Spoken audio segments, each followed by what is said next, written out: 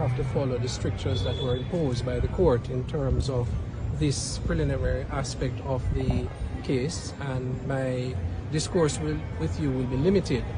What I will say, however, is that the matter is fixed for the 8th of February, when by then it is expected that the relevant documentation would have been provided to the defense.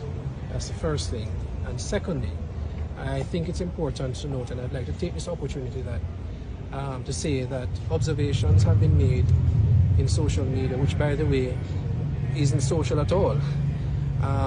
But such is the nature of life. But I would caution, and that may be an exercise in futility, because there are many persons who have sought to try and convict already. And that's unfortunate, and I will not go beyond that. And just to say that the file is incomplete, and there is a particular document that we need to inspect to determine the way forward in the way of an application for bail for Mr. Silvera.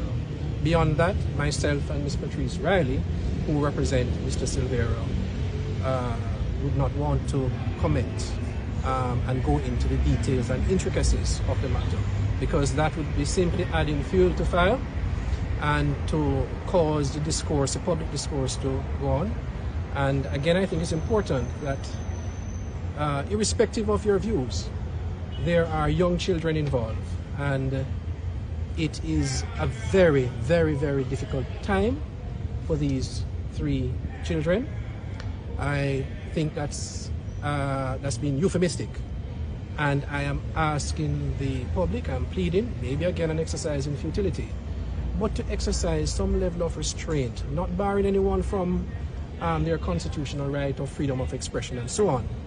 But the life and the role of a defense lawyer is to provide defense. Everybody, every person, every citizen has a right to an attorney. And once we are in receipt of full disclosure, then we'll be able to determine how we treat this matter going forward. Thank you very much.